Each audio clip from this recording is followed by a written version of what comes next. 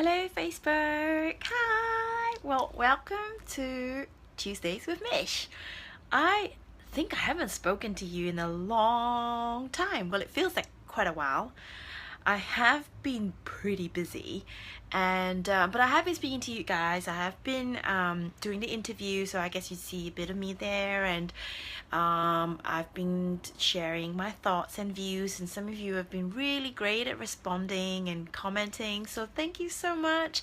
I feel like even though I've not been doing this Tuesdays with Mish, we are still having our conversations and talking, which means a lot to me because I think the beauty about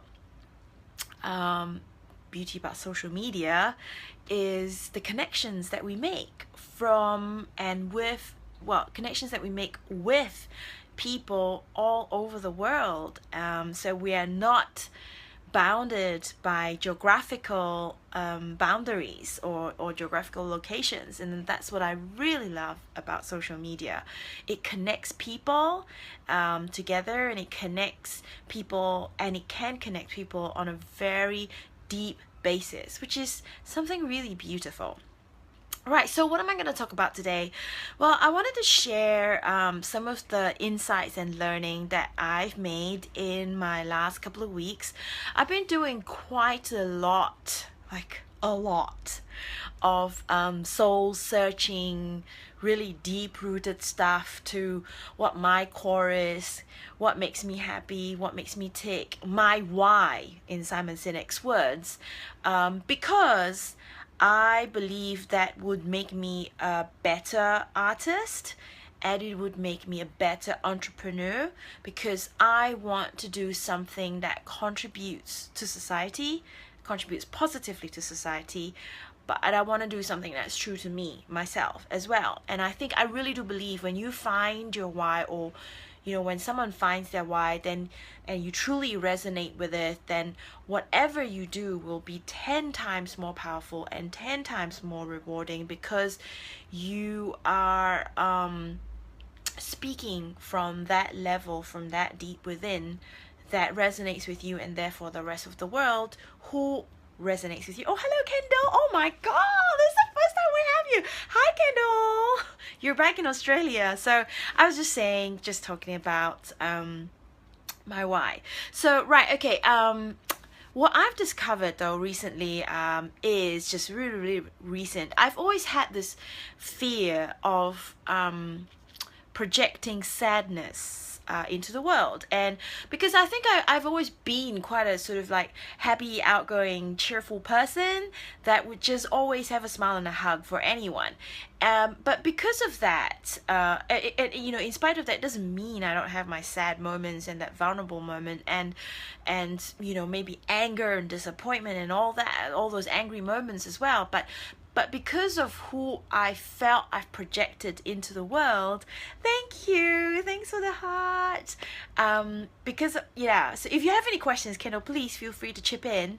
I'm just talking about sadness, and how I am learning right now that without sorrow, there is no joy, and without joy, there is no sorrow. So one can't be happy all the time, and to me, I think being happy equals being able to be sad at the same time, and being able to let go of those sad feelings, or learning how to let go of those sad feelings, is part of the process and journey to being happy, and it is part of being happy. So I've struggled, and I'm now starting to be more comfortable with accepting and embracing sadness as well as happiness. So in my recent painting, which is the lady with the nose, some people have said that she looks sad, and the truth is, when I was painting her, I was feeling kind of sad. I was listening to like breakup songs, so it was and I never ever expected it to turn out like that painting, and hearing that from people saying that she looks sad was kind of surprising to me, because oh my god, I was starting to worry, have I projected my emotions onto the painting? But at the same time, people who have said that she looks sad have told me they feel happy looking at the painting, and I'm like, oh, That's really interesting. So I asked them questions like, how come you feel happy when she looks sad? And they all say the same thing. It's because the colors make them really happy. And they can see that she looks sad, but somehow, they know that somehow she's gonna be okay. So that has been quite a revelation for me, in that I think a lot of us have fears of embracing sadness and anger and disappointment, and therefore we suppress them and we struggle to express them and let them go. And I think by doing so, and I know by doing so, we are keeping ourselves from being truly happy, from being truly free.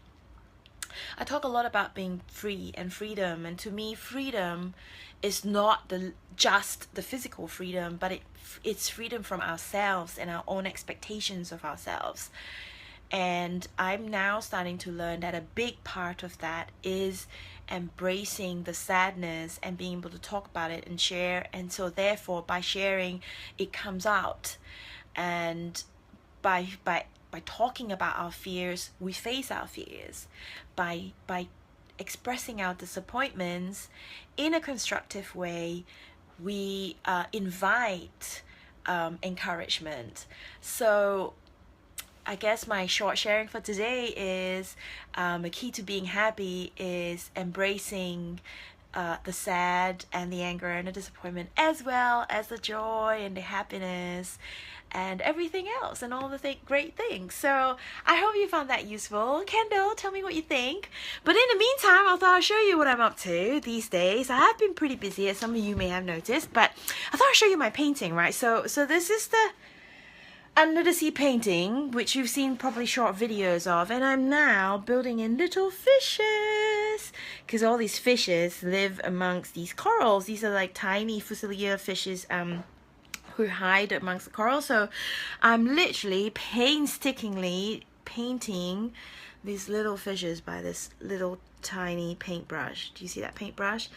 That's all my paints there. So I was kind of working on that, and how I do it is I literally stand here and I paint while my kids are like hanging here and jumping up and down, and I'm like trying my best not to have wonky hands because they keep shaking me. So that's what I'm up to these days, and I'll show you a quick peek at the lady before she goes off to being scanned and framed. And this is it. There she is, sitting happily there. I added in a few details recently. I just love how the gold is reflected in the sun. So yep, I'm pretty happy with her now. I'm gonna be sending her off to be framed. I don't know yet how I'm framing her, but I'm really excited to show you once she's framed.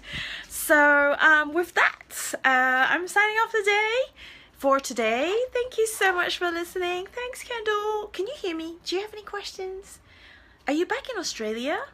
How is boutiques? I have so many questions. I'll see you soon. I'm now off for painting class, or art jam, my art jam, where I'm going to be working on my kids' portraits. So I'll show you guys the update later. See you. Bye. Bye from Singapore.